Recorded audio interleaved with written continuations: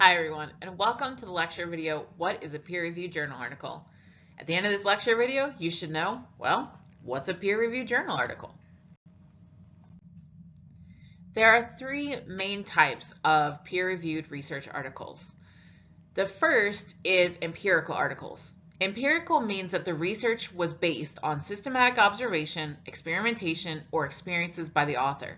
I will often refer to these as research articles or primary research articles.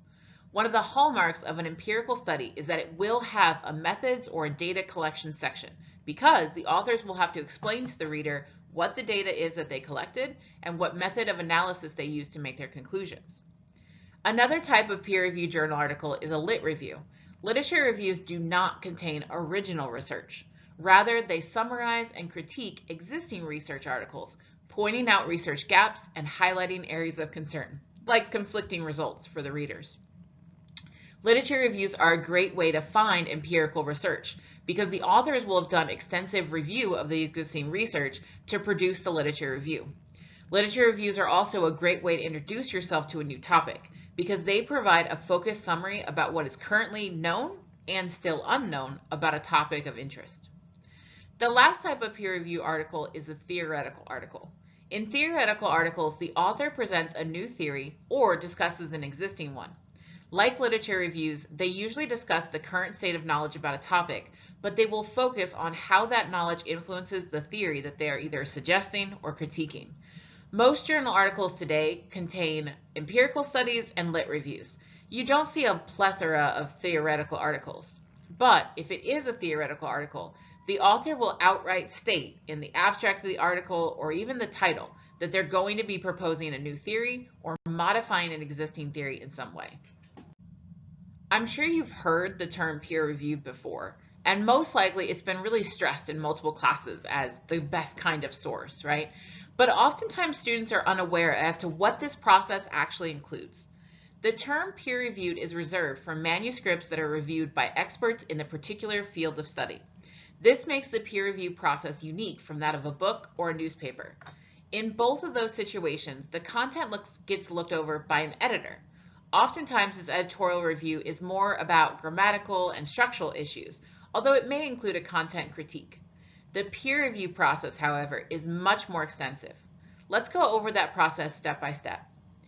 It begins with a manuscript submission. Most commonly in today's world, the submission begins when an author uploads their manuscript to the journal website. The manuscript is then sent to a journal editor. Editors are usually appointed positions and most often are held by academic professionals as an extra job on top of their full-time position. The editor will read through the manuscript. From there, the editor has two choices. They can either reject the manuscript right off the bat, called a desk reject, or they can send it out for peer review.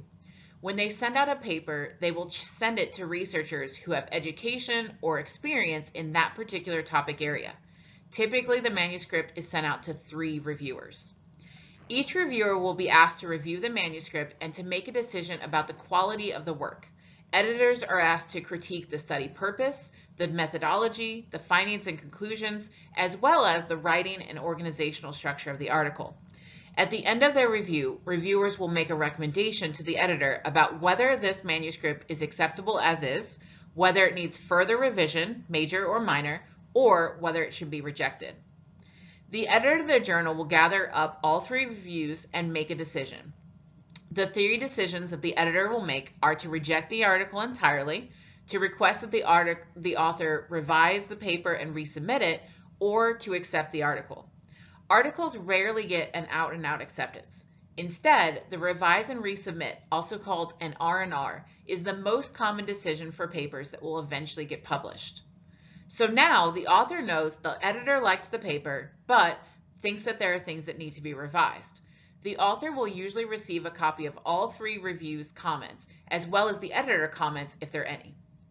Now comes the hard part. Now the author will revise the original manuscript, addressing every single concern that was raised by all 3 reviewers and the editor. That doesn't necessarily mean they need to change everything that was requested, but it does mean that they have to argue why they won't change it if they choose not to do so. The author will then submit their revised manuscript and a letter to the editor that documents all of the changes that they made. Best case scenario, the editor looks over the paper edits, agrees with them, and accepts the paper as is. However, most times the editor will restart the manuscript review process. The editor may ask the previous 3 research experts to look over the paper again, or they may find new experts. These experts will review, write the letter of recommendation, and then the process will continue. So the submission can get stuck in a cycle of review and resubmission several times. I've had colleagues that have had 4 or 5 cycles of revisions, and it can be very challenging, particularly if you get different reviewers the second and third time, because these reviewers may not find different things wrong with your paper. They may also disagree with some of the previous revision requests. So you end up having to decide which suggestions will best improve your paper and then argue why to the editor. Finally, if you're lucky, you get out of the review process and your manuscript is accepted for publication. The whole process of peer review can be really lengthy. Best case, the reviewers are given 4 to 6 weeks to return their review.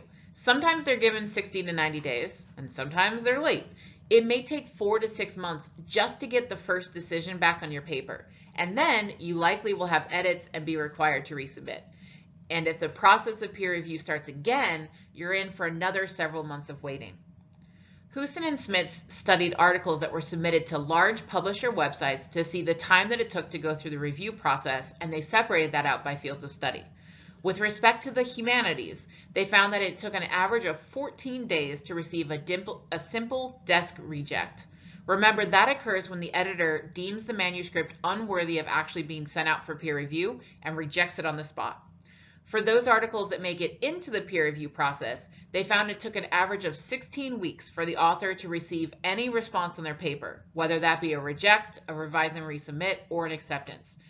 Overall, they found that accepted articles spent an average of 22 weeks in review.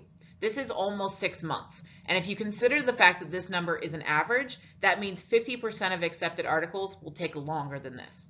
Additionally, they found that accepted papers in the humanities will go through approximately 2.2 rounds of review, meaning that most papers will go through either 2 or 3 rounds of peer review before being accepted. Just to give you an idea of the process, here are 2 of my experiences. As you can see from the one on the left, I had a really quick turnaround with this article. Part of this is because the editor of the journal I was publishing in has a really strict turnaround policy where he likes to get things back to the author within 90 days. So the revise and resubmit decision and then the eventual acceptance all occurred within a few months of the submission process. On the other hand, Dr. Wooldridge and I published a piece recently that went through a lot more complicated process. We submitted it to the same journal as my previous article, but we received a desk reject. We used the editor's comments to make some changes and quickly submitted it to a new journal that same month. We received a revise and resubmit decision 4 months later. Made our revisions quickly again, turning the article back around in a few days, and then it went back into peer review. 2 of the original reviewers looked over the piece again, and it appeared from the comments that there was also 1 new reviewer. The revisions they requested this second time were pretty minor, so we made the appropriate edits and we responded again within a few days.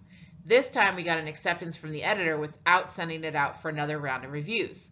Now this process is pretty representative of the average review that was just discussed. So we went through 2 full rounds of peer review, but it did take almost a full year to get the article accepted. Now here's the key issue with peer-reviewed sources. Even though they're the preferred type of source, they aren't always the legitimate article that they appear to be. Unfortunately, today's digital world has allowed what are known as predatory journals to thrive. Predatory journals are known as pay-to-publish journals. They charge the author a publishing fee, usually around $1,000 or several $1,000s, but they guarantee an acceptance. Although they may state that they have a peer review process, they typically will fake the reviews or they won't send them out at all. For academics, predatory journals are an easy, albeit expensive, method of getting our work out. But why do you care as a student? Easy. Predatory journals encourage the publication of junk science. They don't care what the manuscript is, how good the methods are, or what the author's conclusions are based on. They simply want the fee to publish. Junk science can include research that's been subject to scientific misconduct and wouldn't pass peer review, research that is supported by companies or institutions with conflicts of interest, or it simply could be research that isn't high quality enough to publish in a mainstream journal. None of these are the type of research that you want to be used when legislators are determining where and what services to fund for the community. The worst part is that predatory journals are typically open access, meaning that everyone can download the articles for free. So they're actually more easily available than many articles from legitimate peer-reviewed journals, which can often only be downloaded for expensive fees. Meaning that these junk science articles could become the basis of future laws and intervention programs if they're given to the right people, because they look and they sound legitimate. As a reader, what kind of red flags should you look for to know if you're dealing with a predatory journal? First, be aware of journals that are open access. There is a huge push in our industry to move towards an open access model, so being open access doesn't automatically mean you're dealing with a predatory journal. It's like a square and the rectangle distinguish. All squares are rectangles, but not all rectangles are squares, right? All, or darn near all, predatory journals are open access, but not all open access journals are predatory. But it's definitely a red flag that means you should investigate further. A good indication is to look at the submission and publication date as well, as these are usually provided on the first page of the article. Predatory journals, because they fake the peer review process, will often have very fast turnarounds between an author's submission and the publication of the article. For example, here's a hoax article that was offered to a predatory journal called Psychology and Psychotherapy Research Study. Although the fancy title sounds academic, the paper is actually about the butt-wiping habits of politicians. The author's hypothesis was that left-wing politicians would wipe their bottom with the right hand, and right-wing politicians would wipe their bottom with the left hand. As you can see from the publication dates shown here, the article was accepted within 3 weeks. For a real peer review article to have gone from editor to research expert and back to editor, that's a really fast turnaround. Suspiciously, or you should be suspicious of that. Mr. Lewis's article describing his publishing process of his article here, as well as a copy of the article, are provided on my website if you're interested in learning more. Now, another red flag to look out for is other journal articles in the journal. Typically, predatory journals will have a wide range of completely unrelated articles because remember, they don't care what the article is so long as they get their fee. I have received several emails requesting me to publish in various journals, saying they've read my 2017 piece that I discussed on a previous slide, and they would love the opportunity to feature my work in a future edition of their journal. Now, I'd be flattered, but the 2017 article was one on the impact of sex offender policy on sex offender spouses. And my invitations to publish have come from economics journals, political science journals, and once even a nursing journal.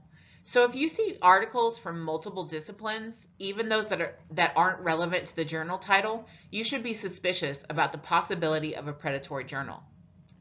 Now, scientists have been trying to keep track of predatory journals, although this can be a bit of a challenge given how easily they can pop up. One of the longest lists was created by librarian Jeffrey Beal.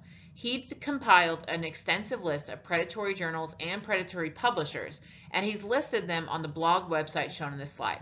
So if you ever have a journal article that you're suspicious about, you can look through both the journal names and the publisher lists on Beal's list using the link here to see if it was considered predatory. All right, well, that concludes the lecture video. I hope you now have a really good understanding of what a peer-reviewed journal article actually is. Thanks for watching, everyone.